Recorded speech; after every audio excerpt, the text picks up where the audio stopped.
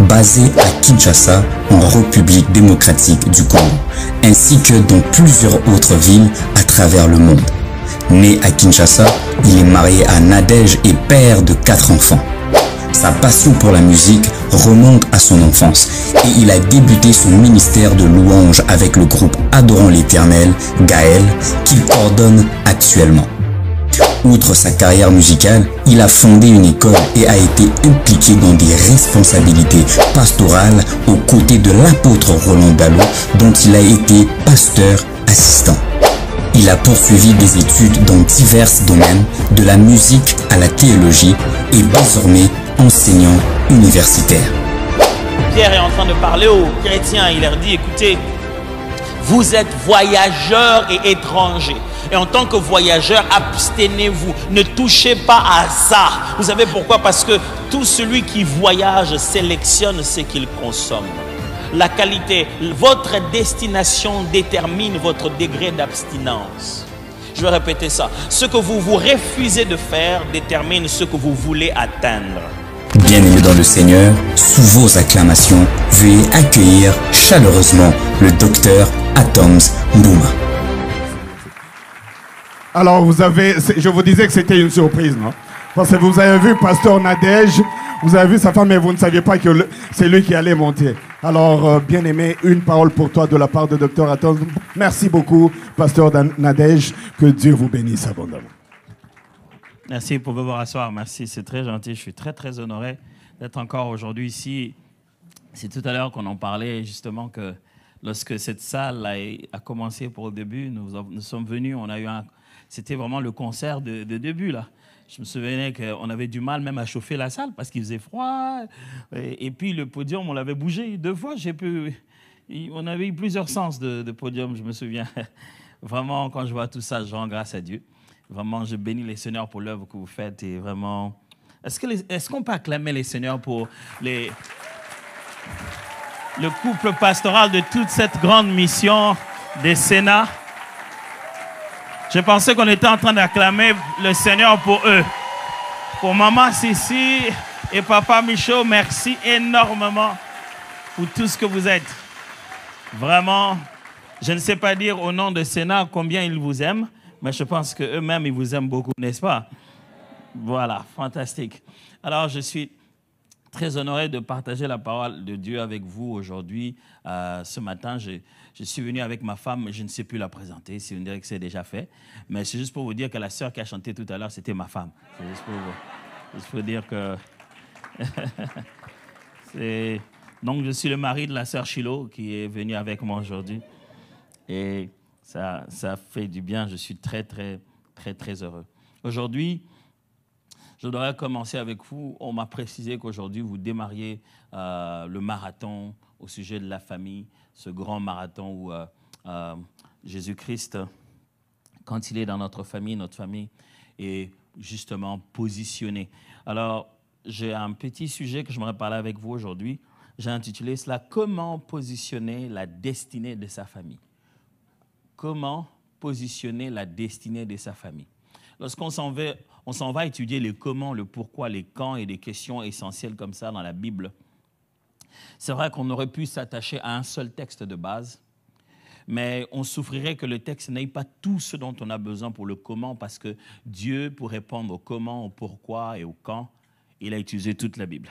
Donc on va d'un passage à un autre, d'un verset à un autre, en essayant d'expliquer comment on pourrait positionner la destinée de sa famille. Qu'est-ce que je vais déjà entendre dire par positionner la destinée de sa famille? Je sais qu'il y a des habitudes ecclésiastiques qui nous font accepter certains termes sans qu'on ait besoin de les discuter. On a juste accepté positionner ma famille. Alléluia, Seigneur, je positionne ma famille. C'est quoi exactement? Quand vous priez, vous ne savez pas ce que vous demandez, vous aurez du mal à reconnaître ça quand Dieu vous le donne. Quand vous ne connaissez pas très bien ce que vous demandez, qu'est-ce que vous imaginez, qu'est-ce que vous pensez, vous ne saurez pas reconnaître ça. Vous savez, Jésus-Christ est sur le point, il est en train de marcher et quelqu'un l'arrête et lui dit « Que veux-tu que je fasse pour toi ?» Pendant qu'il voit très bien qu'il est aveugle. Il a envie de lui « Est-ce que Jésus, tu ne vois pas que je ne vois pas? Je pensais que c'est toi qui as les yeux. Comment tu ne constates pas que je ne vois pas ?» Mais est-ce que Jésus ne sait pas qu'il est aveugle? Il sait, il le voit. Il veut savoir est-ce que lui sait et a besoin réellement d'être guéri de son aveuglement. Parce que des fois, on a des besoins qui sont confus. Alors, il est important que lorsque vous êtes en train de demander une chose ou prier au Seigneur, j'ai presque utilisé le terme visualiser. Ayez une vision claire de la demande que vous êtes en train de faire. Ce ne sera pas parfaitement ça, mais au moins vous savez qu'est-ce que vous demandez. Et lorsqu'on parle de positionner, vous devez savoir que c'est un jargon qu'on aime utiliser dans la prière et dans la foi chrétienne pour parler de la manière de suivre la vague de l'accomplissement de Dieu dans votre vie. Je me répète. Toute promesse divine a des éléments obligatoires, des paramètres obligatoires. Quand Dieu fait une promesse, dès qu'il dit « je ferai ceci », à l'intérieur, il y a des paramètres obligatoires. Premier paramètre, quand Dieu dit « je ferai ceci, je ferai cela », premier paramètre obligatoire, le temps. Ça se fera au temps convenu, au temps prévu par Dieu. Quand Dieu dit « je ferai », c'est que ça se passera à un temps particulier. On commence à prier pour savoir quel est le temps. On est en recherche, on dit, est-ce que c'est le moment déjà prévu par Dieu? Seigneur, est-ce que c'est déjà maintenant que je dois le faire? Mais quand Dieu fait aussi une promesse, la deuxième des choses qu'il y a, c'est par qui? Les personnes, les individus, par qui Dieu va passer? Quelle est la personne qui va être la connexion? Est-ce que c'est lui, Seigneur? Est-ce que c'est lui que je dois épouser? Est-ce que c'est lui, avec lui que je dois travailler? Il y a toujours un élément attaché à la promesse de Dieu. Dieu utilise toujours des hommes pour bénir les hommes. Une troisième chose qui est toujours attachée à chaque promesse de Dieu, c'est le lieu. Quand Dieu dit qu'il va le faire, il le fera quelque part. Ça doit toujours être au bon endroit. Vous savez que toute la foi chrétienne est basée sur une promesse pour une destination finale. Nous irons dans la gloire. Le peuple a passé de longues années dans le désert, de longues années à vivre en Égypte, mais la grande promesse du peuple d'Israël, qui reste un combat jusqu'à aujourd'hui, c'est que Dieu leur a promis une terre, un lieu où ils vont germer. Seulement, l'endroit où on doit être n'est pas qu'un endroit physique. Il ne s'agit pas seulement d'être quelque part au Canada, mais il s'agit aussi d'un positionnement spirituel. Où est-ce qu'on en est? Pas où est-ce qu'on est, mais où est-ce qu'on en est avec quelque chose? Est-ce que je me fais comprendre ce que c'est? Comment tu te positionnes? Alors, spirituellement, lorsqu'on parle de se positionner, on parle de se placer au bon angle, de mettre de notre côté tout le nécessaire pour que quand Dieu lance la balle, on tienne la balle. C'est se tenir de sorte qu'on soit démarqué, pour que Dieu voie très bien que je suis prêt à marquer les buts. C'est mettre en bonne position spirituelle, émotionnelle et physique, pourquoi pas, pour qu'on puisse accomplir le plan de Dieu dans nos vies. Nos familles peuvent se positionner. Nous pouvons positionner parents, enfants, frères, sœurs. Nous pouvons les placer dans la société de sorte à ce qu'ils soient des personnes démarquées que Dieu va utiliser. Démarquées.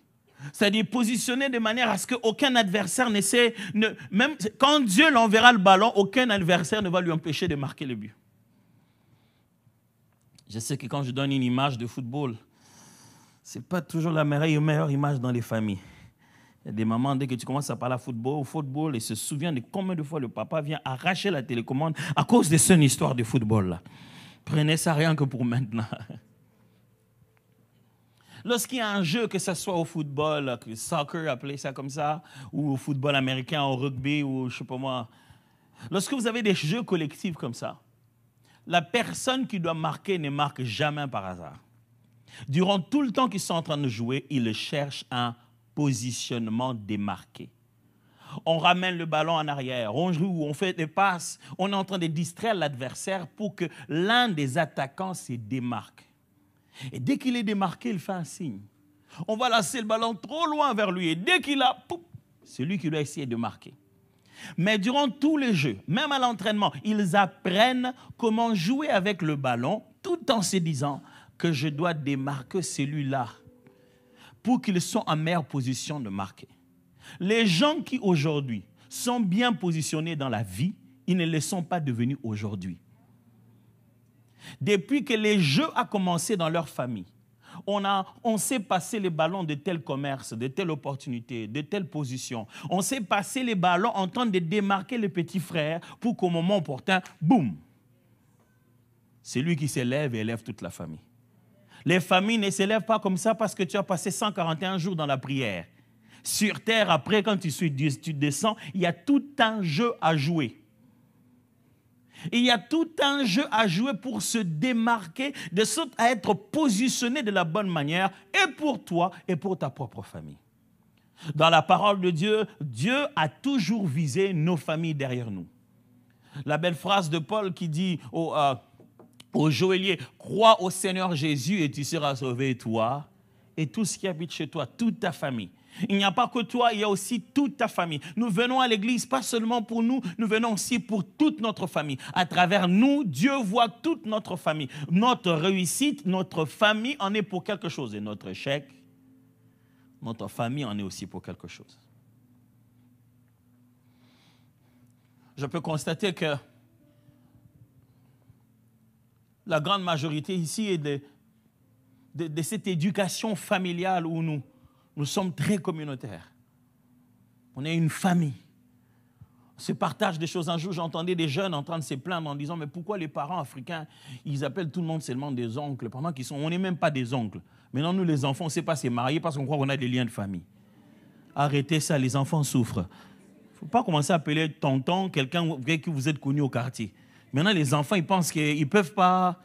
Ils commencent à repousser ces désirs-là. Ils disent « Non, Seigneur, ce n'est pas bien. Pourquoi je réfléchis comme ça sur ma cousine? Ce n'est pas sa cousine. » Vous leur rendez la vie difficile, sérieux. Dites-leur la vérité. Dites-leur que non, lui, c'est un ami du quartier, mais comme on est venu ici, il n'y a pas la famille, il est devenu vraiment comme un proche. Donc, si tu as des sentiments vis-à-vis de sa fille, tu veux l'épouser, épouse-le. Vous voyez comment les parents, ils ne savaient pas, ils viennent de se rendre compte. Vous voyez, ils ne savaient pas. Donc, très chers parents, au nom de tous les enfants, je vous parle, pour vous prévenir que vous devez clarifier un peu les tontons, les yayas et toutes ces choses-là, qu'on sache très bien qui est qui, parce que ça embrouille.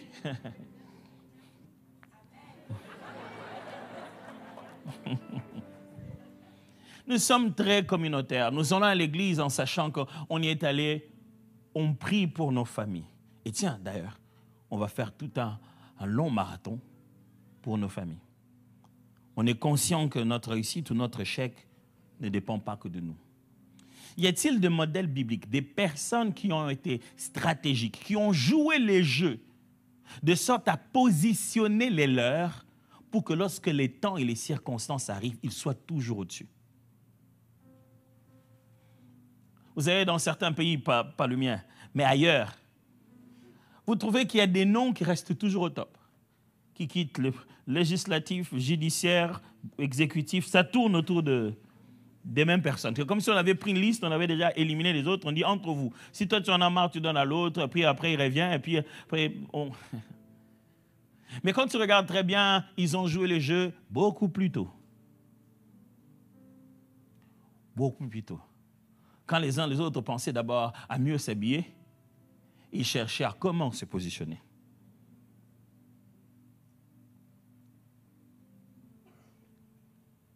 Il semblerait que c'est nous à l'église qui sommes en train de vous distraire. Nous vous apprenons tellement de choses spirituelles que là dehors, vous ne savez pas quoi faire. Alors, je vais vous apprendre quelque chose à faire. Promettez-moi seulement que vous allez le faire. Parce qu'après à l'église, on aime écouter la prédication et on n'a aucune connexion entre ce qu'il dit et ce qu'on va faire. On se dit, bon, je vais choisir de ce qu'il va dire, qu'est-ce que je pense être intéressant. Si vous avez cette attitude, donc vous n'écoutez plus la parole de Dieu. Si vous écoutez la parole de Dieu, c'est ce que la Bible dit que vous et moi devons nous mettre à faire. Après que j'ai fini cette prédication, vous ne pourrez plus dire à Dieu que vous ne saviez pas. Après que j'ai fini ce message, vous devez absolument changer la façon de prier. Si vous priez toujours de la même manière, là où Dieu s'est dit déjà, j'en ai marre de t'écouter comme ça, je ne cesse pas de t'expliquer. Fais ça comme ça, ça va, reste là.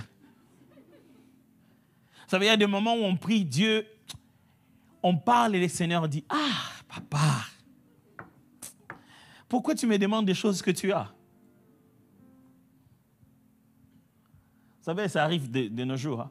Moi, je vis un jour quelqu'un qui cherchait sa clé. Il cherchait son téléphone. Il dit, je ne vois pas mon téléphone. Qu'est-ce qu'il y a? Mais je ne vois pas. Il allume maintenant la lumière, la lampe à travers le téléphone et il cherche le téléphone. Hey, il y a des gens qui rient et se disent, ah, ça c'est moi tout caché. C'est-à-dire, il cherche le téléphone avec le téléphone. Et apparemment, c'est comme ça que nous faisons deux fois. À l'église, nous cherchons des choses que nous avons déjà. Je n'aurai pas beaucoup de choses. Je n'en aurai que 4 aujourd'hui. Une fois que je finis, je serai rentré chez nous. Et on ne sait jamais dans ces pays quand est-ce qu'on est, dans quelle saison. Le froid, ça peut venir n'importe quand. Et courage, en tout cas, courage. Comment? De façon pratique, vous ferez quoi? Qu'est-ce que vous pouvez commencer à faire maintenant sans être parent? Maintenant que vous êtes déjà parent? Qu'est-ce que vous pouvez faire en tant qu'enfant, en tant que frère, en tant que sœur? Que fait-on en tant qu'enfant de Dieu pour positionner sa famille? Aidez-moi juste à dire aux voisins, que fait-on?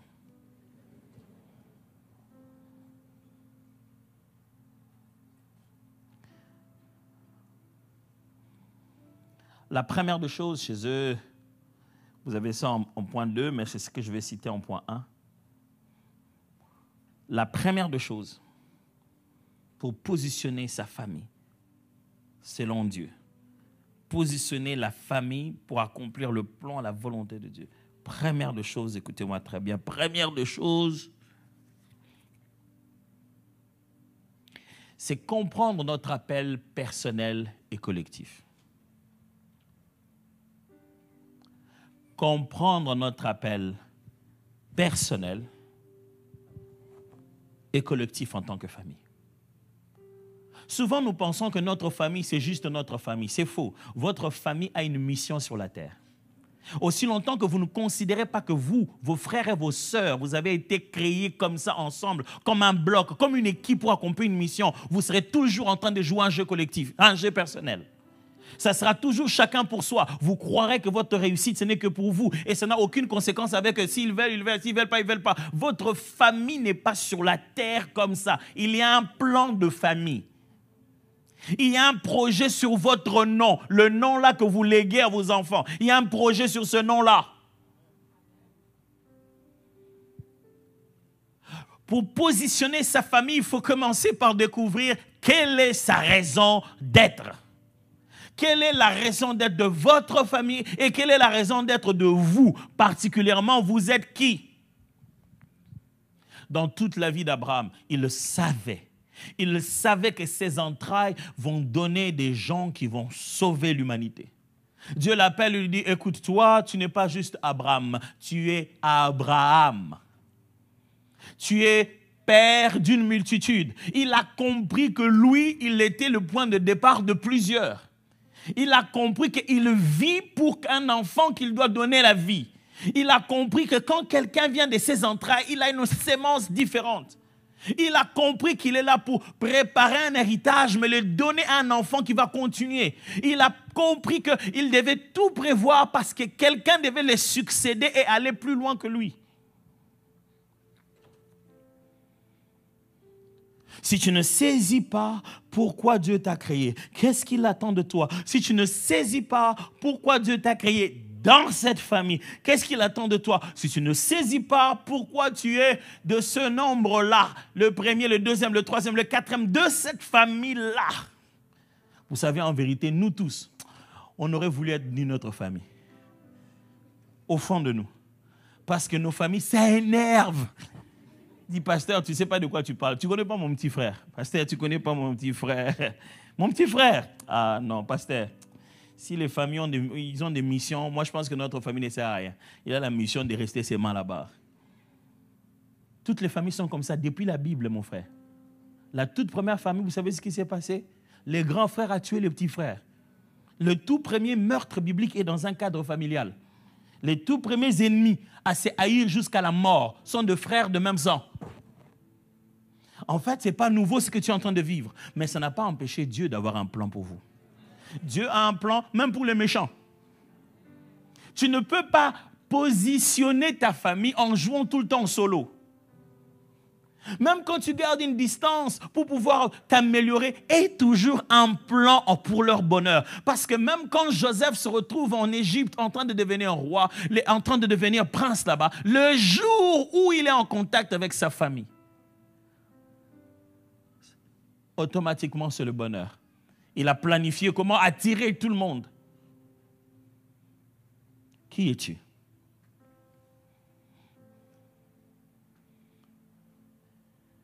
Quel est ton nom? Qui sont ta race? Le sang qui coule dans tes veines là, ce n'est pas que biologique, c'est spirituel. Est-ce que je peux répéter ça? Les éléments héréditaires que tu as, le sang qui coule dans tes veines, ce n'est pas qu'une identité familiale. C'est spirituel. C'est une connexion d'esprit. De la même manière que quand à l'hôpital, on cherche quelqu'un de la famille qui pourra avoir les mêmes sangs pour pouvoir te perfuser, te transfuser, de la même manière que spirituellement, quand on cherche quelqu'un à bouffer, pour pouvoir monter en pouvoir, on cherche toujours quelqu'un qui a le même sang. Cette connexion que vous avez, c'est plus que biologique.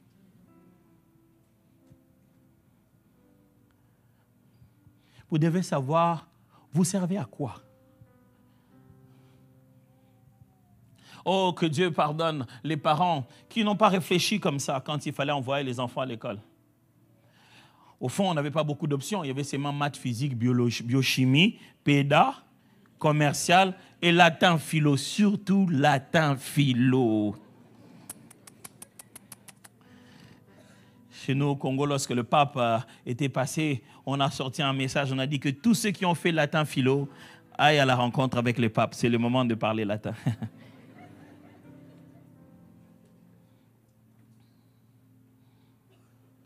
Vos enfants ne sont pas vous. Ils ne sont même pas un moyen de finir votre course. Vous ne terminerez pas votre course par la vie de votre enfant. Moi, j'ai toujours pensé faire maths. Moi, je vois cet enfant connaît les maths. Il doit faire les maths à ma place. Il finit une partie de vous. Quand est-ce qu'il deviendra lui? Là, je crois que ce sont les fameux enfants qui sont en train d'acclamer. Vous avez vu?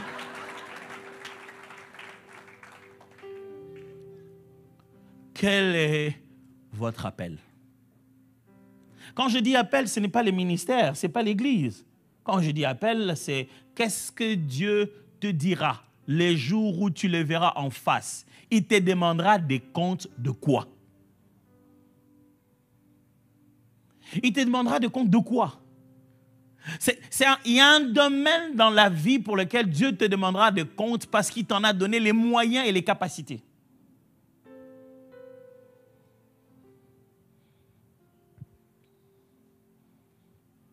Pour positionner sa famille, il faut commencer d'abord par savoir qu'est-ce que Dieu a donné à cette famille. Vous savez, il y a des familles qui sont très comiques. Hein? Quand vous allez chez eux comme ça, vous allez rire jusqu'à en mourir. C'est depuis le papa, plus la maman. Tout le monde dans la famille, ce sont des vrais comédiens. Mais personne ne gagne même un rond de cette comédie. Tout le monde a fait biochimie.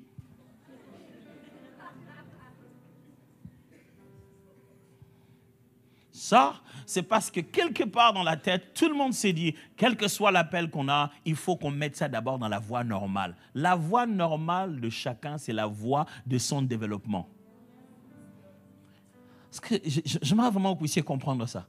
Ne faites pas faire à l'enfant l'école normale. C'est quoi l'école normale? L'école normale, c'est l'école où il développe son potentiel. L'école ne donne rien aux enfants. Il ne fait que les équiper sur un système de pensée et pour qu'ils puissent développer leurs propres compétences. Et le système scolaire que nous avons normal n'a pas assez de place pour accueillir toutes les 9 formes d'intelligence. Et lorsqu'on se rend compte qu'un enfant a une intelligence bien particulière, mettez-le là où ça marche.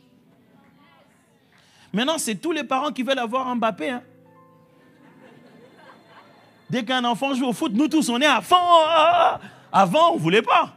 Dès qu'un enfant joue au basket, nous tous, on est là, on va l'accompagner au match. Maintenant, un enfant qui est youtubeur, on commence à regarder combien de millions de vues il fait. Quel est votre appel? Mon frère, ma soeur, plus vite vous savez à quoi vous servez, plus vite vous allez aider notre famille. Joseph avait ça naturellement. Il savait qu'il servait à superviser les hommes pour l'efficacité du travail. Ça s'appelle des capacités managériales. Il avait ça naturellement. Quand il allait voir ses frères, il trouvait que les frères ne travaillent pas. Il dit non, mais ils n'atteignent pas leurs objectifs, je dois les rapporter au supérieur. Il va voir papa, il dit papa, les grands frères là-bas, quand ils vont, ils jouent. Les grands frères, ils ont appelé ça les accusés. Ce n'est pas les accusés, c'est du reporting d'un manager qui supervise le travail qui lui a été donné. Oh, je n'invente pas. Après cela, qu'est-ce qui se passe? On les jette dans un puits. Je vous dis ceci, souvent dans nos familles, nous nous haïssons pour nos vraies compétences. Tu vois, un membre de la famille, lui, il croit qu'il est qui? Quand on dit tout le temps que tu crois que tu es qui, c'est que tu es qui? Ah, ouais. Le côté du qui là, il est possible que ça soit un don, un appel. Je vous assure, les premiers jaloux de votre vie ne viendront nulle part. Ce n'est pas parce qu'ils ne vous aiment pas, mais tout don provoque jalousie. S'il y a jalousie, ça doit d'abord être provoqué dans ta propre famille. Et quand tu reçois ça, le signal, c'est que c'est un don de Dieu. Vous voyez, je viens de vous expliquer les capacités managériales de Joseph. Vous trouvez que c'est de la blague. Oh non. Lorsque Joseph arrive chez Potiphar, on les met encore en supervision de tout. Pourquoi? Parce qu'il a cette capacité de faire le pont entre le personnel et le dirigeant. Ah, il s'embrouille, on le jette en prison. La Bible dit, il arrive en prison. En prison, on le nomme encore de la même manière. Il devient le superviseur de prisonniers. Il sort de la prison, il vient pour interpréter un songe. La finalité de son songe, superviseur de toute la nation. Pharaon lui dit, entre toi et moi, il n'y aura que le trône qui sera la différence. Mais toi, tu gères tout. Tout ce que la famille ne voulait pas, c'est qu'il soit superviseur de la famille. Je ne suis pas les grands frères, mais j'ai juste eu le don d'être le superviseur de la famille. Ce n'est pas une question de qui est né avant, c'est une question de quelle mission chacun a reçue de la part de Dieu. Écoutez-moi très bien. La famille peut appeler votre don de l'orgueil. Elle peut appeler ça du machivisme. Voilà, il dit non, tu penses quoi? Toi, tu vas nous dominer. Je ne veux pas vous dominer, mais je serai une bénédiction pour vous. Je ne vais pas vous dominer, mais je suis stratégiquement créé pour me positionner en votre faveur. Lorsque dans la famille, on voit les étoiles, s'agenouiller devant toi, on dit non, lui pense qu'il est qui? Ce jour-là, même Pharaon dit, écoute, je te donne tout, gère. Je ne sais pas si je dois vous enseigner ça ici aujourd'hui, maintenant. Ah non. Tiens. Pourquoi on m'invite la prochaine fois? Bonne idée.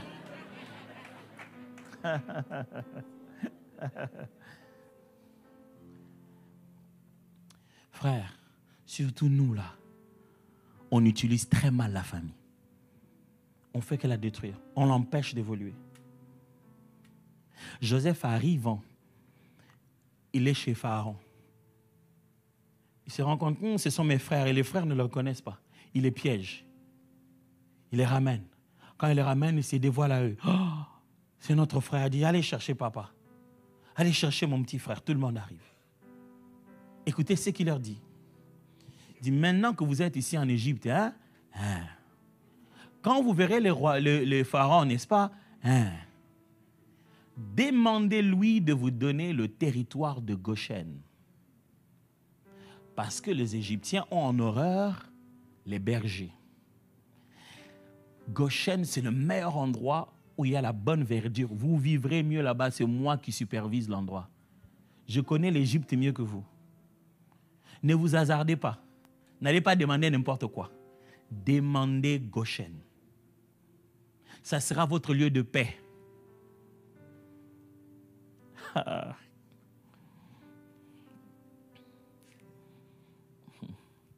ne dis pas seulement. Aujourd'hui, on n'est pas seulement suivi à l'église, on est suivi par TikTok. Il y a des fidèles que tu ne connais pas le nom, tu connais seulement qui s'appelle Félix83. Donc, il y a des fidèles comme ça. Quel est votre appel?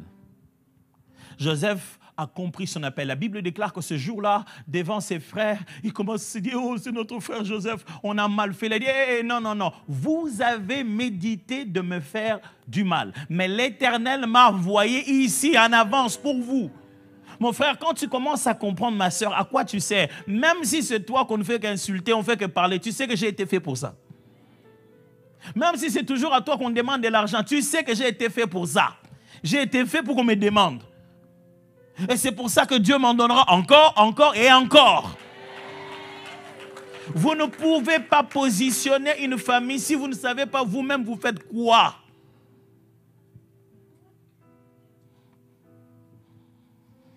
Ma femme en a marre de mes PowerPoint, mais j'ai tout le temps des PowerPoint. J'ai la déclaration d'objectif familial. C'est-à-dire, si je monte mes notes, vous verrez que j'ai le mission statement de notre famille. Des formations. Et j'ai le plan stratégique de développement de chacun de mes enfants. Je dirais que voilà comment je développe celui-ci, voilà comment je développe, avec quel profil de finalité, qui est-ce que lui doit venir, qu'est-ce que je travaille sur celui-ci, qu'est-ce que je travaille sur celui-là, qu'est-ce que je travaille sur celui-là. Les enfants, c'est du boulot. Si tu n'as pas d'intention, ce que tu auras demain, c'est ce que l'Internet va te faire. Ce n'est pas parce qu'ils habitent chez nous que les enfants vont devenir comme nous. Il faut s'aimer en eux ce qu'ils doivent devenir. Si on ne prend pas du temps avec ça, ils vont devenir ce que leurs stars sont. Ils vont devenir ce qu'ils voient à l'école. On n'est pas les seuls à influencer nos enfants. Plus ils grandissent, moins on devient spécial. Ils veulent imiter quelqu'un d'autre. On n'est plus rien. Si pendant qu'ils sont encore là, c'est le moment de s'aimer en eux intentionnellement ce qu'ils doivent devenir. Mais si toi-même tu es perdu dans ce que tu essaies de faire, comment tu vas faire quelque chose de tes enfants? Mes amis, nous ne serons jamais les mêmes personnes sur la terre. Mais connais au moins ta petite piste de course là. Si je ne sais pas tout devenir, mais Dieu m'a demandé de faire quoi?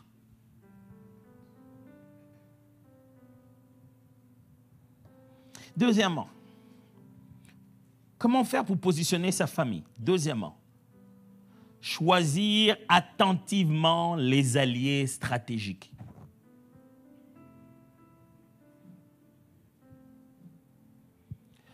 Choisir attentivement les alliés stratégiques. Époux, épouse, belle famille, amis, proches, collaborateurs. Toutes ces personnes sont des alliés stratégiques. Écoutez-moi, dans la vie, il y a des alliances à court terme, à moyen terme et à long terme. Dans les alliances à court terme, on peut peut-être ne pas être très, très attentif. C'est juste pour 10 minutes, 20 minutes. Mais quand ça commence à devenir à moyen terme, il faut y réfléchir 2 fois. Et quand ça devient à long terme, même à vie, il faut y réfléchir 7 fois. Ce qui vous positionnera dans la vie, c'est avec qui vous vivez. Je vais répéter ça. Ce qui vous positionnera dans la vie à devenir ce que Dieu attend de vous, c'est avec qui vous faites route ensemble. Dis-moi avec qui tu vis. Dis-moi qui est ton ami. Dis-moi avec qui vous causez. Je te dirai qui t'a fait ça. Qui t'a fait réfléchir comme tu réfléchis. Il y a des gens, quand tu le rencontres, tu lui dis, qui t'a mis ça dans la tête? Il y a des gens qui ont des limites qui n'arrivent pas à dépasser. On a mis ça en lui. Les conversations de ces... Si tu habites, si tu as pour amis les gens qui ne raisonnent qu'une telle chose, une limite, tu n'auras que ça aussi comme limite. Si tu es ami des rêveurs, tu deviendras rêveur. Moi, je me dis toujours comme ça là. Quelqu'un vient seulement comme ça, me voit, me dit, mon frère, Dieu m'a convaincu, il t'a donné 2 millions. Il me donne seulement comme ça 2 millions. Vous connaissez l'histoire, je ne sais pas si vous la connaissez. On raconte l'histoire de 2 personnes qui n'étaient pas vraiment très, très normales dans leur tête. Alors, en cours de route, pendant qu'ils marchaient, l'un dit à l'autre, si on ramasse de l'argent, moi je te donnerai 40, moi j'aurai 60. L'autre dit, quoi? Pourquoi tu me donnerais 40? Pourquoi toi tu aurais 60? Dit, oui, mais moi c'est moi qui aurais ramassé. Non, non, non, non, non. Si on ramasse l'argent, on prend chacun la même chose. Moi je prends 50, toi aussi tu prends 50, toi aussi tu prends le mouchoir, et puis tu t'essuies. Et ils continuent à discuter. Et derrière eux, il y avait un militaire qui entendait. Ah, c'est quoi cette histoire qu'ils veulent se partager? Il dit, non, non, non, non, non, pas du tout. Pourquoi moi je vais avoir 40? Moi j'aurai aussi 50, toi tu seras 50. Il dit, mais ça veut dire que moi j'ai 500, toi aussi tu as 500. Oui, non, non, non, non, moi j'aurai... Ils discutent. Les gars là, les entendent, ils les bloquent. Hé, vous, que faites-vous? Non, qu'est-ce qu'il y a? Pourquoi vous discutez comme ça? Il continue, non, mais lui dit qu'il va me donner 40. Mais non, mais lui, il a dit que... Pourquoi il peut avoir 50 comme moi? C'est moi qui ai pris d'abord. Il dit, non, arrêtez, dit, arrêtez, arrêtez, arrêtez. Calmez-vous. Donnez-moi d'abord ça. C'est là qu'ils disent, non. Il n'y a rien. On se disait, quand on aurait... Jusqu'à quand tu vas commencer à vivre le présent et cesser de rêver qu'il y a un avenir que quelqu'un va fabriquer quelque part, venir te le donner? Pourquoi tu as ces rêves? Parce que tu es entouré des gens qui rêvent pareil. Et donc tu te dis, je ne suis pas fou. Même mon ami Kabin, il pense comme ça aussi. Ton ami Kabin est tout aussi fou que toi. Qui t'a dit que des fous n'ont pas d'amis? Les amis des fous sont des fous. Tu ne peux pas te positionner dans la vie si tu ne sélectionnes pas avec qui tu marches. Proverbe 17, 17, vous connaissez? Ça dit ceci en français. Oh, mettez-le en français, parce que moi je n'ai que la version en anglais, si vous pouvez mettre en français. Mais dit, l'ami aime en tout temps. Et dans les malheurs, il se montre un frère. Vous savez, quand on lit ce texte, on ne voit pas très bien toute la profondeur quand on lit surtout dans la version française comme ça, dans la version de Louis II. On dit, l'ami aime en tout temps et dans le malheur, il se montre un frère. On a comme l'impression que voilà, un ami t'aime à tout moment et quand tu passes par des moments difficiles, hein, tu sens vraiment qu'il t'aime comme un frère. Mais en fait, littéralement, il y a un mot qui n'apparaît pas là-bas dans le français. Je lis une des versions anglaises qui dit, a friend loves its all time and is born as a brother for adversity. Littéralement, la bonne traduction, la meilleure traduction donnerait ceci. Un ami est disponible à vous aimer à tout moment. Et lorsque vous êtes en adversité, en combat avec quelqu'un d'autre, vous découvrez que cet ami-là est né pour de temps comme ceux-là afin d'être votre frère. Dans la vie, vous n'allez pas réussir tout ce que vous êtes là par les gens qui ont le même nom que vous, qui viennent de la même province que vous, qui ont le même visage que vous. Il y a un ami seulement, même pas de même race, qui peut vous ouvrir tout le chemin de la destinée. Choisissez stratégiquement les alliés. Il y a des gens qui sont devenus ce qu'ils sont devenus juste parce qu'ils sont restés bons amis d'une certaine famille. Ils ont un anniversaire, ils sont là. Tel jour, ils sont là. Quand il est arrivé le moment où ils étaient dans la gloire, ils se sont dit, mais pensons quand même à eux, on a toujours été avec eux. Vous savez, quand quelqu'un est élevé dans la vie, il préfère garder des personnes en qui il a vraiment confiance. Vous ne pouvez pas positionner votre famille sans choisir les alliés. L'école où vous faites étudier votre enfant déterminera les genres de personnes avec qui il va vivre. Il y a des gens qui sont devenus bons aujourd'hui juste parce qu'ils ont été collègues de quelqu'un. C'est dire, ah, mon collègue avec qui on a étudié là, lui. Ouais, lui, appelez-le, lui, il était bon en classe. Les gens avec qui vous étudiez, le quartier où vous grandissez, les personnes qui sont dans votre groupe WhatsApp. Ceux qui s'allient à vous donnent une direction à votre destinée. Ne vous alliez pas avec n'importe qui.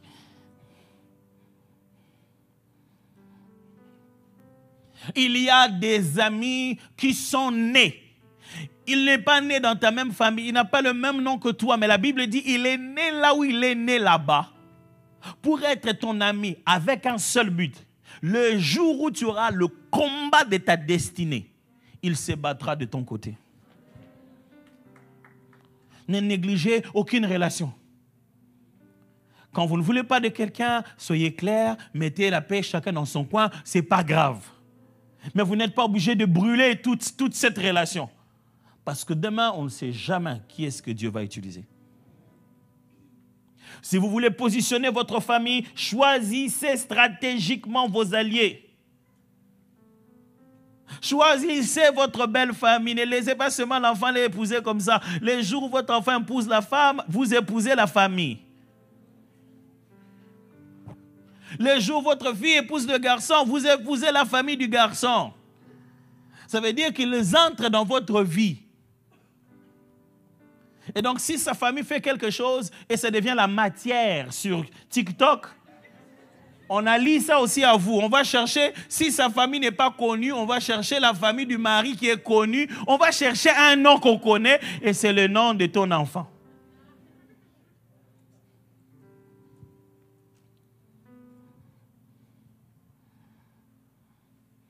Les amis et les collaborateurs, ça s'est choisi. C'est comme ça qu'on positionne ta famille. Je connais des gens qui ont été bénis dans la vie juste parce que le collègue de son père a dit, toi, tu es le fils de... Moi, je travaille avec lui. Il a été tellement bon avec moi. Je ne peux pas te laisser comme ça. Je connais des gens à qui on a donné le poste de leur père par reconnaissance. Pas par compétence. On dit, toi, tu es le fils d'un tel. Ton père avait travaillé ici. Il faut que toi, tu viennes travailler ici. Avec qui tu es en alliance? Nous, chrétiens, nous vivons avec la nouvelle et l'ancienne alliance, mais nous sommes nuls en matière de faire des alliances humaines. On est d'abord en quête de l'état d'âme. Non, pasteur, je vais travailler avec lui, mais je cherche encore quel est son état d'âme. Je ne sais pas comment, je sais peut-être qu'il est dans l'occultisme. Quel est l'état d'âme de ton banquier? Celui qui garde ton argent. Quel est l'état d'âme de celui qui t'a vendu la voiture? Tu connais comment est réveillé les cashiers là, qui est en train de te vendre la nourriture là? Tu connais l'état d'âme du Chinois qui a fait cette chikwang là?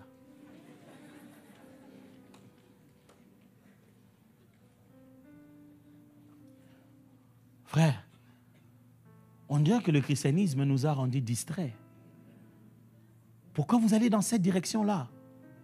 Aujourd'hui, vous rencontrez un musulman, s'il trouve que vous êtes bon en affaires, il va rester avec vous. Vous allez travailler sans problème. Il va même vous donner des opportunités. S'il trouve que vous avez des valeurs, il trouve que vous respectez la parole donnée, vous êtes stratégique, vous êtes ouvert, vous pouvez collaborer, causer avec lui, vous allez faire long chemin. Mais nous, on fait croire qu'on cherche des chrétiens. Mais mettez-nous ensemble entre chrétiens. Catastrophe! Pourquoi? Parce qu'il y a toujours un qui a rêvé que l'autre était sorcier. Et son argent n'était pas normal, c'est mystique. Il y en a toujours un qui finit par... Dieu lui parle toujours que les autres sont... Ah!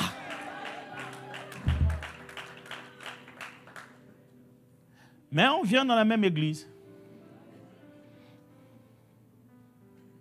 Si vous voulez savoir ce que je vous enseigne, demandez à une église d'acheter un bâtiment.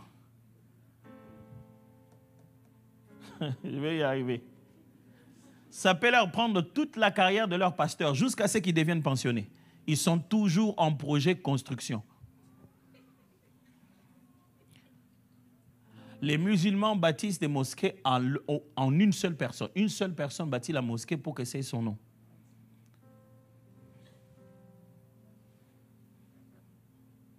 On dirait que quand nous on se rassemble, on devient nul. Ça devient difficile quand les intérêts se battent. Pourquoi? Parce qu'on aime les cacher. S'il y a des intérêts, mettez les intérêts à table. Dites que non, moi je gagnerai ça, moi j'aurai ça, moi je m'attends à ce que je puisse obtenir ça. On connaît les intérêts, ne les cachez pas pour le voir dans la vision.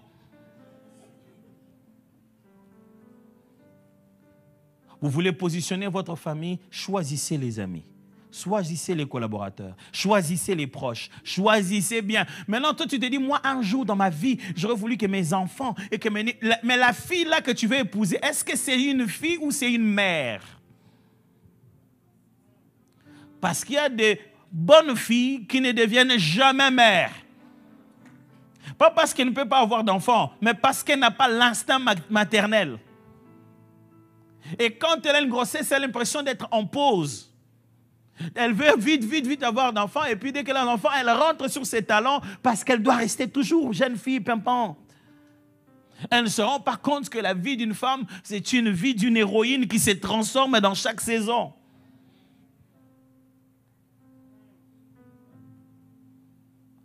Tu l'as épousée, elle, tu as décidé de toute la destinée de ta famille. Tu as décidé de comment on va traiter tes parents. Tu vas commencer à pleurer dans ce coin. Ma mère, vraiment, en disant de ma mère, vraiment, ma mère qui va... Oh! Ah, il fallait connaître ça bien avant. Maintenant. Tu commences à pleurer, ta mère. Vous savez quoi? Dieu nous oriente pour savoir avec qui être en alliance. Mais nous, on veut voir sans vision. On veut voir nécessairement un message prophétique. On ne veut pas écouter la paix du cœur. On ne veut pas écouter le conseil des sages autour de nous. Votre famille est positionnée par rapport à vos alliances. Qui est-ce que vous connaissez? Oh, dans le monde d'aujourd'hui, si on voit que tu connais un tel, tout le monde commence à t'appeler. Dis, mais Pasteur Atoms, comme vous êtes avec... est-ce que vous ne pouvez pas lui dire... Pasteur Atoms, comment est-ce que vous voyez un tel? Est-ce que vous pouvez... J'ai dit donc, c'est-à-dire quand moi j'ai l'occasion de le voir, on ne parle que de vous.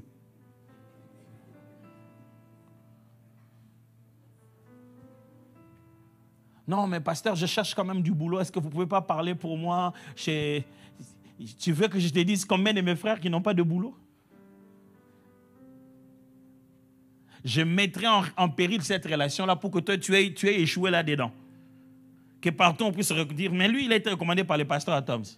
Et puis la seule bonne recommandation que j'avais là, toi, tu l'as abîmé en disant, ces gens-là sont bizarres. Vous savez, les chrétiens, dès qu'ils veulent que vous ne puissiez pas demander les bêtises qu'ils ont commises dans leur travail, ils appellent leur chef des occultistes. Comme ça, vous ne nous approchez pas. Non, pasteur, cet homme-là, il est versé dans... Va maintenant du côté de son patron. Dis-lui pourquoi il est parti. Il dit, hé papa, il passait en plein milieu du travail, il dormait ici. Comme quoi il aurait prié la nuit.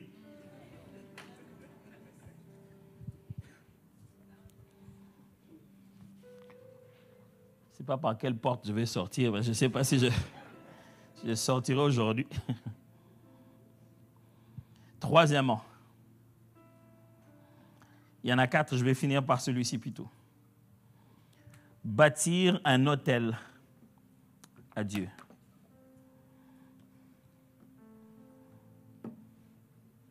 Dans Jean chapitre 17, on trouve la prière sacerdotale. Jésus est en train de prier. À partir du verset 14 jusqu'au verset 22, vous trouvez sa prière. Il prie, il dit, « Père, voilà les gens que tu m'as donnés. » Il dit, « Garde-le. » Jésus prie en leur faveur. Il dit, « Je me sanctifie moi-même en leur faveur. » Et il dit, « Sanctifie-les, qu'ils soient, que là où je serai, ils le soient aussi. » Quand je dis bâtir un hôtel, je suis presque sûr, la première chose qui vient dans votre tête, c'est donner de l'argent. Je ne dis pas ça, attention. Ce n'est pas ça le seul sens direct de l'idée de bâtir un hôtel dans l'Ancien Testament. Il y a une culture biblique que nous devons apprendre à faire. C'est bâtir un hôtel. Les patriarches ont bâti un hôtel. Et à partir de David, il a commencé à bâtir le temple. Qu'est-ce que ça signifie bâtir un hôtel? Jésus lui-même pour nous a bâti un hôtel. Et c'est ce qu'il est en train de dire au Père. Je leur ai donné ta parole et le monde les hait parce qu'ils ne sont pas du monde comme moi je ne suis pas du monde. Je ne te prie pas de les ôter du monde, mais de les préserver du mal. Ils ne sont pas du monde comme moi je ne suis pas du monde. Sanctifie-le par ta vérité, ta parole est la vérité. Comme tu m'as envoyé dans le monde, je les ai aussi envoyés dans le monde. Et je me sanctifie moi-même pour eux, afin qu'eux aussi soient sanctifiés par la vérité. Ce n'est pas pour eux seulement que je prie, mais encore pour ceux qui croiront en moi par leur parole. Afin que tous soient un comme toi, Père, tu es en moi et comme je suis en toi, afin qu'eux aussi soient un en nous, pour que le monde croie que tu m'as envoyé. Je leur ai donné la gloire que tu m'as donnée, afin qu'ils soient un comme nous sommes un. Si vous voulez positionner votre famille, mes amis, il faut apprendre à bâtir un autel. Comment on bâtit un autel? Donner, faire un don, un sacrifice financier, c'est quelque part dans la liste. Je ne veux pas toucher cet aspect-là. La première manière dont on bâtit un autel pour sa famille, c'est d'être soi-même un sanctuaire pour Dieu.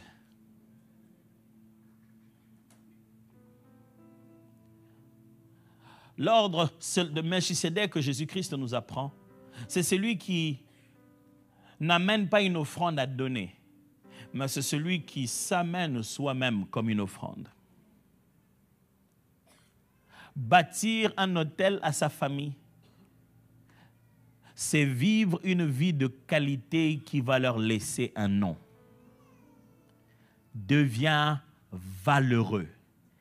Crée de la valeur avec ce que tu es. Offre-toi toi-même en sacrifice. Bâtir un autel pour sa famille, c'est payer les prix qu'il faut pour se frayer un chemin. Bâtir un autel pour sa famille, c'est se sanctifier toi-même pour eux.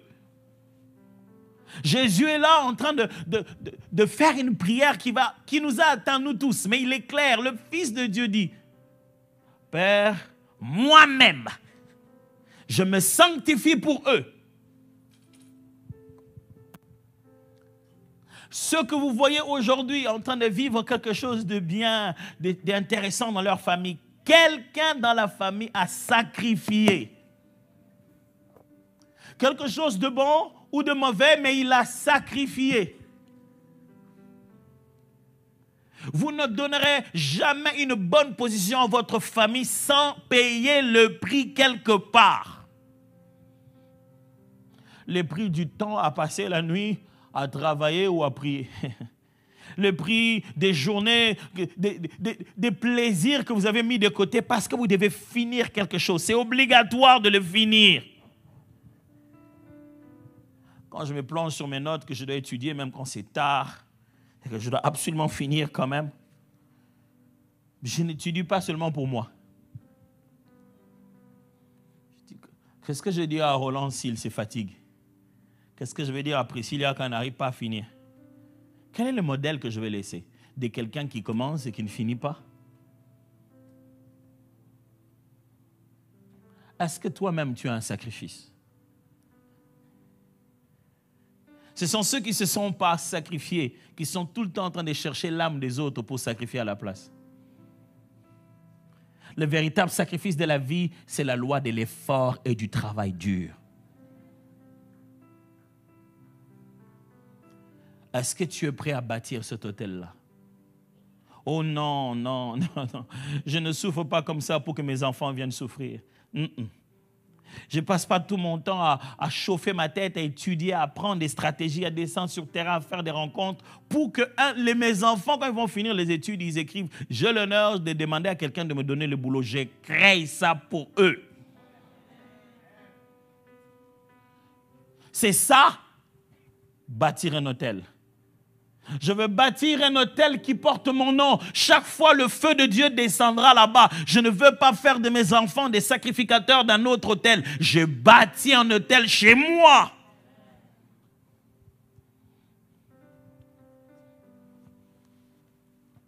C'est pourquoi quand je donne en tenant compte d'eux. J'étudie en tenant compte d'eux. Papa, est-ce que tu ne peux pas sacrifier une belle chemise pour nous?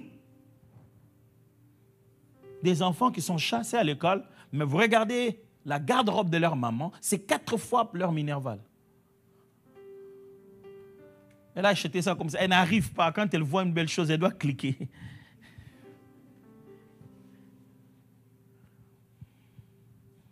Qui voudrez-vous qu'il sacrifie quelque chose pour vous, pour vos enfants, pour vos frères, pour vos sœurs, pour votre mari, pour votre femme? C'est à vous de bâtir cet autel. L'autel, c'est le lieu où vous amenez vos sacrifices, vous amenez vos sacrifices de prière. Ne vous mettez pas à prier pour eux que quand ils ont un problème, ils sont à l'hôpital. On s'est dit, mais vraiment priez pour nous, vraiment, pasteur, notre fille, vraiment priez pour nous, pasteur. Non, priez pour elle quand elle est encore bébé. Priez pour elle quand elle n'est pas encore consciente de ce qui va arriver demain. Priez pour son mari pendant qu'elle n'y pense même pas. C'est à vous de vous réveiller la nuit pendant qu'il dort et de prier pour eux. Je connais ces fois où je fais la honte dans les chambres, je vais prier pour les enfants. Ils dorment, ils n'ont rien, ils s'en foutent, ils ne savent même pas. Mais je m'agenouille à côté d'eux. J'aurais pu dormir aussi. Qui pensez-vous qui va positionner sa famille comme ça? Je vais vous donner un exemple négatif. Peut-être ça va être meilleur, ça va vous éveiller. Il y a des gens qui ont vendu leur âme au diable pour créer une richesse familiale. C'est-à-dire que c'est lui qui a touché le fétiche. Mais nous connaissons maintenant toute la famille. Il a fait le nom de tout le monde. Mais en réalité, dans cette famille, c'est lui qui a touché le fétiche. Il a fait ce qu'il fait et puis voilà, tout le monde est connu à travers lui. Mais moi, je pensais que toi, tu as connu Jésus. Pourquoi tu ne veux pas payer le prix de la mort de ton orgueil? Dieu veut te briser complètement pour sortir quelque chose qui va aider toute ta famille. Et ce n'est pas encore ton argent. Non, ce n'est pas ça. C'est toi. Il veut travailler sur toi d'une telle manière qu'il va sortir de toi quelque chose qui va faire la fierté de toute ta famille. Tes prières positionnent ta famille. Tes jeûnes positionnent ta famille. Ta quête à la transformation personnelle, ça positionne déjà ta famille. La famille, on ne la positionne pas là dehors. On la positionne spirituellement, mes amis. Spirituellement. Et il n'y a personne qui va pouvoir tenir cette responsabilité de positionner spirituellement ta famille si ce n'est pas toi. Et ce rôle-là, on ne s'échange pas de rôle. Dis non, moi je dors, ma femme va prier pour la famille. Le rôle du père, c'est le rôle du père. Ça ne se substitue pas par le rôle de la famille. Je te dis la vérité, c'est pour ça que tu ne me crois pas. Ok. Au moment de la dot, tu vas donner ça à sa maman en disant que ta maman est il est à ma place, moi ton papa. C'est pas à ce moment-là que tu te bats la poitrine, tu te dis, c'est moi ton père. Si tu peux te battre la poitrine comme ça devant le diable quand il a des projets pour détruire son avenir, avant même qu'elle ne soit consciente, lève-toi, va dire, Satan, il faut passer par moi d'abord. C'est comme ça qu'on positionne une famille. Maintenant, d'autres personnes l'ont su, l'ont fait très tôt. Quand les gens vont à l'école, chacun est déjà spirituellement positionné. Vous pensez que vous étudiez juste ensemble. Lui, il a déjà quelque chose d'autre, un avantage. Est-ce que vous pouvez donner de l'avantage à vos frères et sœurs? Pouvez-vous donner de l'avantage aux membres de votre famille? Cette semaine, mon fils devait jouer son premier match. Il aime tellement le foot et ça me fait peur. Parce que la dernière fois, on lui a demandé, qu'est-ce que tu aimes faire dans la vie? Il a dit, le foot. Moi, j'ai deuxième option. Il a dit, j'ai pas de deuxième option. C'est le foot, rien que le foot et que le foot. Yeah. J'ai dit, bon, j'espère que c'est l'âge qui parle. Il est si passionné et il aime et il est bon. On devait venir ici pour l'œuvre de Dieu et lui devait faire son premier match. Avant de partir, j'ai rassemblé la famille pour qu'on prie pour lui. Afin que l'on sache qu'il a quelque chose de particulier. Il est de votre responsabilité d'apprécier chaque différence des enfants à la maison. Celui qui aime les trucs de beauté, nous tous, on doit savoir qu'il aime les trucs de beauté. Nous tous, quand on voit quelque chose de beauté quelque part, on vient lui donner. C'est lui le chargé de beauté de la famille. Il faut que la particularité de chacun soit reconnue. Est-ce que je me fais entendre là?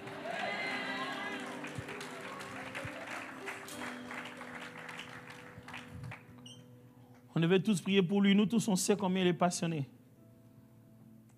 On a prié pour lui.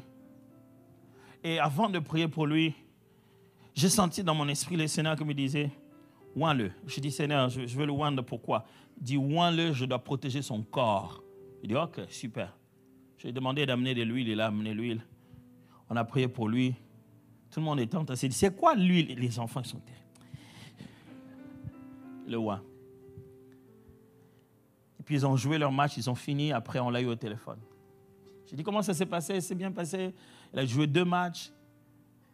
Puis il a dit, à un moment donné, on s'est cogné terriblement avec un autre enfant. C'était si fort, chacun était en course. On s'est cogné la tête très fort qu'on a commencé à avoir des étourdissements. On nous a demandé de carrément s'arrêter et de ne pas jouer après. Et on a été obligé de rentrer à la maison. Je lui ai dit, comment tu vas? Je lui ai dit, je vais très bien. Il dit, bien sûr. J'ai mis de l'huile sur cette tête parce que je savais que ce corps a besoin d'être protégé. Non, ce que vous croyez ici quand il vous dit, il a un fétiche. C'est ça qu'il a protégé. C'est lui qui est en nous, papa.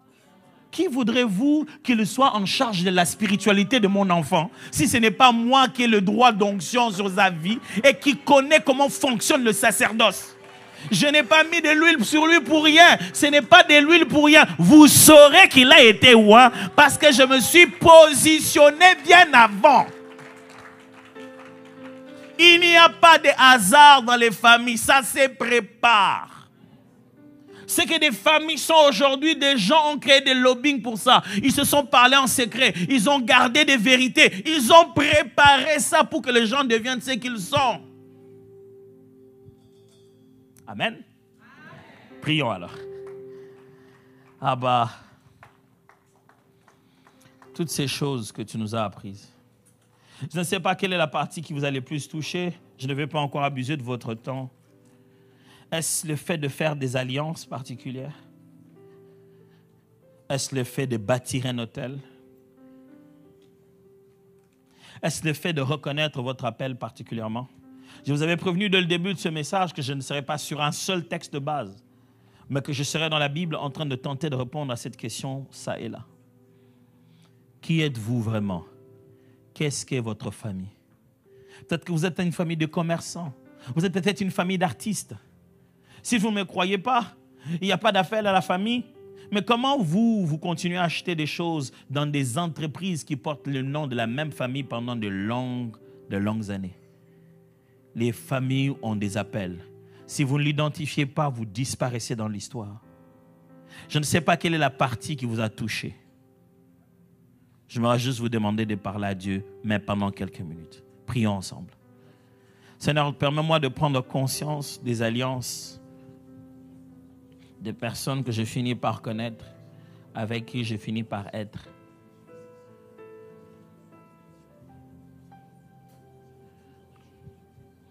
Permets-moi de prendre conscience qu'il n'est pas question d'aujourd'hui. Les choses se préparent un peu plus tôt et j'aimerais préparer déjà plus tôt pour moi, ma famille, mes frères et sœurs, ma femme, mes enfants. Permets-moi de commencer à comprendre que je n'ai pas besoin d'être compris, ni d'être accepté dans les engagements que je dois prendre. Parce que quelquefois, la famille, c'est elle qui commence par te jeter dans un puits, même si c'est pour leur bonheur que tu existes. Permets-moi d'accepter chaque étape de développement, du bien-être de la famille. Et de me positionner comme un autel, une offrande sur l'autel, Seigneur. Permets-moi, je t'en supplie, oh Dieu, de me tenir dans ta présence pour mes enfants comme Job le faisait, d'offrir le sacrifice pour chacun. Mon Dieu, je t'en prie, permets-moi de savoir, d'être sélectif. Je ne veux pas choisir la belle famille de mes enfants parce que j'aime une tribu, une autre, une couleur, une autre. Je vais dès à présent, Père, savoir avec qui tu veux nous mettre en alliance parce que ces personnes vont rester dans nos vies pendant longtemps. Je ne veux pas me retrouver à avoir un ami que j'amènerai à la maison et qui laisserait des conséquences que je ne pourrai plus jamais réparer.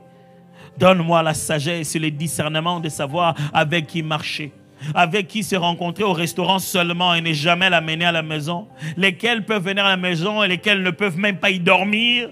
Seigneur, donne-moi la capacité de savoir comment vivre les différents niveaux de mes relations parce que cela va avoir conséquence sur ma famille. Je t'en prie, donne-moi de comprendre aussi à quoi je sers, pourquoi tu m'as appelé, qu'est-ce que tu as placé sur moi. Mon Dieu, je te dis merci pour ta fidélité. Merci pour ta fidélité. Alléluia. Merci pour ta fidélité. Merci de continuer à parler à nos familles. Nos familles vont être positionnées à recevoir la visitation divine, positionnées à être des instruments de Dieu pour accomplir son plan. Tu as une mission avec nous. Tu veux que les nations soient touchées. Tu veux nous faire vivre dans un coin où les gens vont connaître Jésus à travers la qualité de nos vies.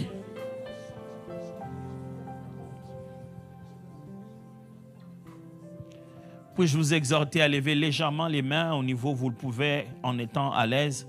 J'aimerais prier et j'aimerais vraiment que vous vous associez avec moi dans la foi pour recevoir cet exaucement à la prière. Abba, je te rends grâce de ce que tu nous as parlé tout ce matin en commençant par moi-même. Nous n'étions pas conscients de combien nous jouons le rôle pour le positionnement de notre famille. Nous pensions qu'il suffisait de prier et Dieu ferait le reste. Merci de nous avoir ouvert les yeux, de nous avoir permis de nous rendre compte que nous avons notre part à jouer. Aujourd'hui, nous décidons de jouer notre part efficacement. Spirituellement, émotionnellement, éducationnellement, nous voulons être au bon endroit pour faire ce qu'il faut. Seigneur, donne-nous le discernement dans les alliances, les amitiés, les collaborations, les mariages. Seigneur, donne-nous de l'abnégation, de la persévérance dans le sacrifice, le travail pour bâtir un hôtel, une maison pour nos enfants demain. Mais Seigneur, donne-nous par-dessus tout la conscience de qui nous sommes. Et qu'est-ce que c'est que cette famille dans laquelle tu nous as placés. Dès à présent, Seigneur, commence à ramener dans notre mémoire des choses qu'on a oubliées. Il y a des choses que tu nous as déjà dit, même en faisant cette prière aujourd'hui, tu nous as déjà dit ça. Mais tu sais comment on oublie vite. Tu sais comment on met de côté des choses importantes si facilement. On les met de côté. Mais réveille ça en nous. Saint-Esprit, toi qui as cette capacité de nous rappeler les choses bonnes qui ont été sémées en nous par Dieu, rappelle-nous ces vérités. Il y a des choses peut-être on l'avait dit au début de notre mariage, on l'avait entendu un jour, on avait reçu en prophétie, on les a mises de côté. Réveille ces choses en nous pour que nous puissions commencer à prendre à nouveau conscience de pourquoi nous sommes là. Quelqu'un a rêvé un jour des étoiles se prosterner devant lui. Il a oublié son rêve. Il y a ici des Joseph qui ont besoin de se souvenir de leur rêve. Merci parce que je déclare que ce marathon va être un marathon des redirectionnements. Dieu va redirectionner les gens. Je prie et je déclare pendant ce marathon, quelqu'un va faire demi-tour et il va prendre la bonne direction. Quelqu'un qui a déjà fait beaucoup de pas, mais dans la mauvaise direction, il va faire courageusement demi-tour. Et on le sentira, on le verra, on saura, on aura les preuves qu'il a changé de direction. Saint-Esprit, merci pour le plan que tu as dans nos familles. Si tu nous as mis dans ce marathon, c'est parce qu'il y a un plan pour nos familles. Pour ça, nous t'acclamons, nous te bénissons, nous te louons, nous te rendons gloire.